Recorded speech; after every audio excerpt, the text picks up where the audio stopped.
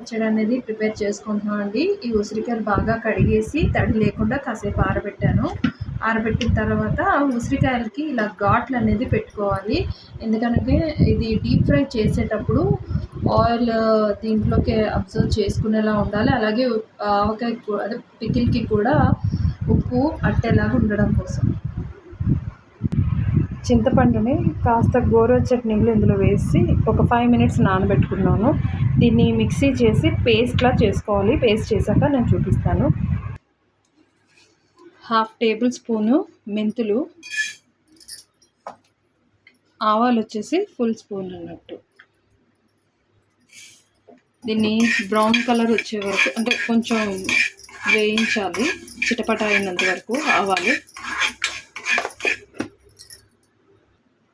ఈ ఆవాలను మెంతులు మిక్సీ చేసుకోవాలి.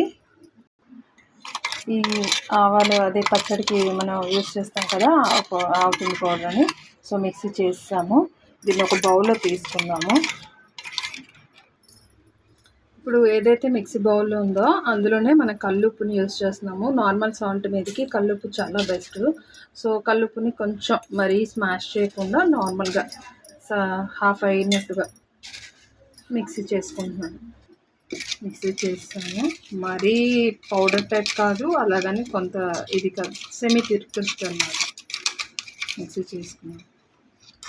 ఏదైతే చింతపండుని మనం ఇందాక నానబెట్టుకున్నామో దాన్ని మిక్సీ చేసుకోవాలి పేస్ట్ లాగా.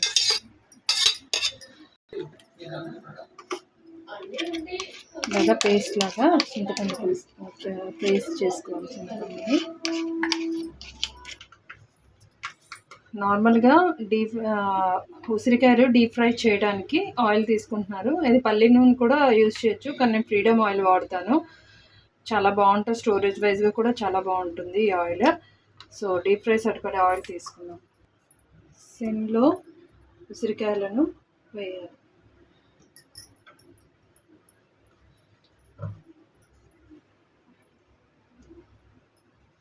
ఉసిరికాయలో ఉన్న వాటర్ని ఈ డీప్ ఫ్రై చేయడం వల్ల అది అబ్జర్వ్ చేసుకుంటుంది. కడాయి అనేది చేంజ్ చేశానండి, ఎందుకంటే అన్ని ఉసిరికాయలు ఆ చిన్న కడాయిలోనే సరిపోవట్లేదు. సో అందుకని ఎట్ ఏ టైం ఇవన్నీ చేయొచ్చు కదా. ఆల్రెడీ ఉసిరికాయ 1/2 kg తీసుకున్నాను. సో దాని సరిపడే కడాయి ఉంటే త్వరగా అవుతుందని దీని మీద చేంజ్ చేశాను. ఇలాగా ఉసిరికాయలు బాగా వేగుతాయండి. ఇలా వేగిన టైంలోని నార్మల్గా పికిల్లో చాలామంది పసుపు వేసుకుంటారు. నేను ఏంటంటే ఇలా డీప్ ఫ్రైలో వేసుకుంటాను. ఇలాగైతే ఉసిరికాయకి ఆ కలర్ అని అబ్జర్వ్ అవుతుంది. పికిల్లో వేసుకుంటే అంటే నేను సాధారణంగా వేయను, ఓన్లీ కారం మాత్రమే వేస్తాను. పసుపు ఇలాగైతేనే బాగుంటుంది. డీప్ ఫ్రై అయ్యాక స్టవ్ ఆపేసుకొని దీన్ని ఒక బౌల్లో తీసుకోవాలి. గుర్తుపెట్టుకోండి, వాటర్ ఏదైనా తగిలితే పికిల్ అనేది అది ఏదైతే పచ్చడి బూజు పట్టేస్తుంది.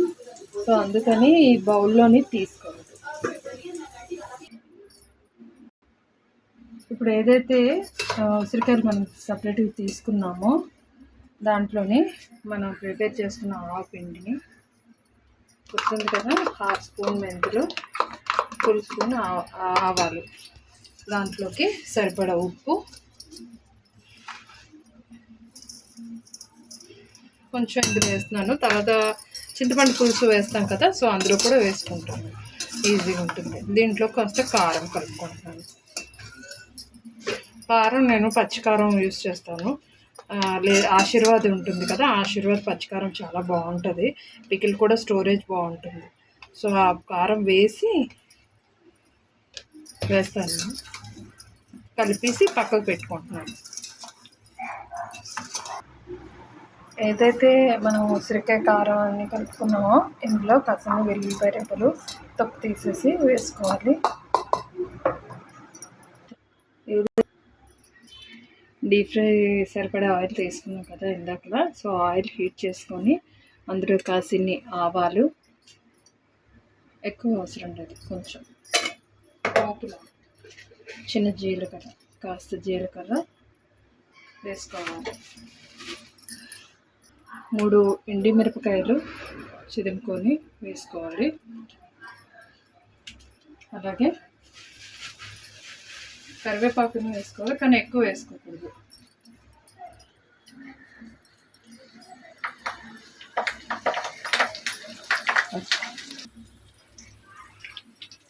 ఇందులో మనం ఏదైతే మిక్సీ చేస్తున్నామో చింతపండు పులుసుని వేసుకున్నాము, చింతపండు పేస్ట్ వేసుకుంటున్నాం.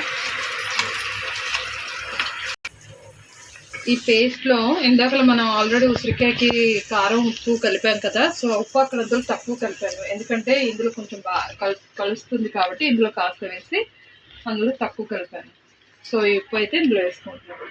ఇది కాసేపు దగ్గరికి అయినంత వరకు, అంటే ఏదైతే మనం చింతపండు పేస్ట్ వేసామో ఆ పేస్ట్ కాస్త వేగినంత వరకు వేగి చింతపండులోని ఏదైతే మిక్సీ చేసేటప్పుడు మనం మిక్సీకి బిఫోర్ చేసాం కదా, వాటర్ కాస్త వేడిగా గోరెచ్చటి నీళ్ళు వేసాము అన్నాం కదా, సో ఆ వాటర్ అంతా అబ్జర్వ్ అయిపోవాలి. అబ్జర్వ్ అయిపోయిన తర్వాత ఒక్క 5 minutes ఇది అయిన తర్వాత దీన్ని చల్లారాక ఈ పేస్ట్ని ఏదైతే మనం ఉసిరికాయలు కారం ఉప్పు పట్టించి ఉంటామో సో అందులోని కలిపేసేయాలి విత్ ఆయిల్. పేస్ట్ని మనం ప్రిపేర్ చేసుకున్న ఉసిరికాయ కలిపేసుకోవాలి.